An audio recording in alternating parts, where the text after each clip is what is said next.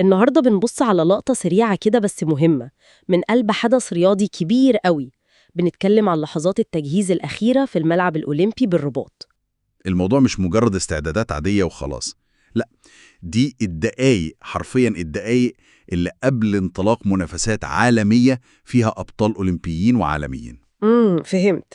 يعني تعبير آخر اللمسات ده مش كلامه خلاص، ده ليه معنى أعمق.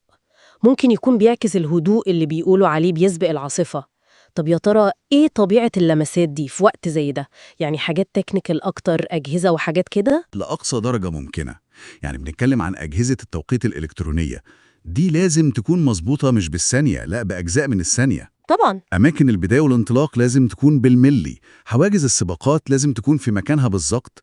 ممكن تكون فعلا آخر مسحة كده لأرضية التراك عشان تبقى مثالية لأي رقم قياسي ممكن يتكسر. واو. كل دي تفاصيل صغيرة بس دقيقة جدا، وبتعكس حجم المجهود التنظيمي والتركيز المطلوب.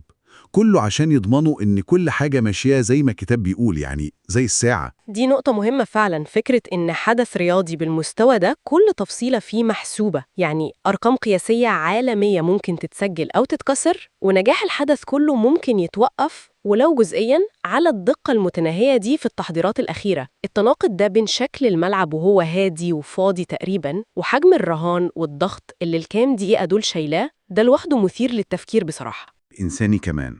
يعني في اللحظات دي المنظمين نفسهم بيراجعوا آخر التعليمات مع بعض، المتطوعين بيستلموا مهامهم النهائية، امم الأمن بيتأكد من كل نقطة وكل مدخل ومخرج.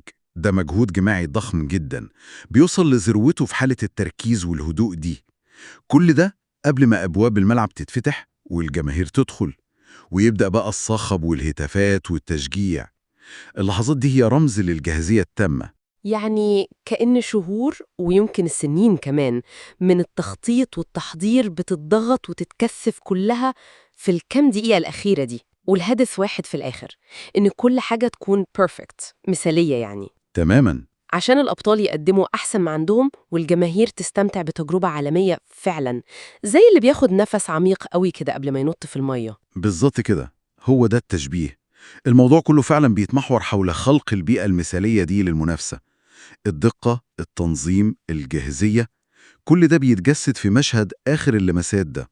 الملعب الأولمبي بالرباط في اللحظة دي بيكون خلاص على وشك إنه يتحول من مكان هادي لمنصة عالمية لأداء رياضي خارق. يبقى نقدر نقول إن الخلاصة هنا مش مجرد إن الملعب جاهز وخلاص، لأ، الخلاصة إن اللحظة الهادية دي اللي قبل انطلاق الدوري الماسي مباشرة هي انعكاس مكثف للدقة والضغط والمجهود الجبار اللي بيحصل ورا الكواليس في أي حدث عالمي كبير.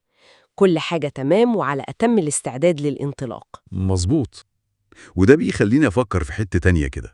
طيب بعد ما الحدث يخلص والأبطال ياخدوا ميدالياتهم والأضواء تنطفي والناس تروح بيوتها، يا ترى إيه الأثر الحقيقي اللي بيفضل باقي؟ يعني استضافة حدث بالحجم ده في مدينة زي الرباط مثلا، إيه اللي بتسيبه وراها للمدينة نفسها أو لرياضة ألعاب القوة بشكل عام؟ ده ممكن يكون سؤال مهم نفكر فيه بعدين.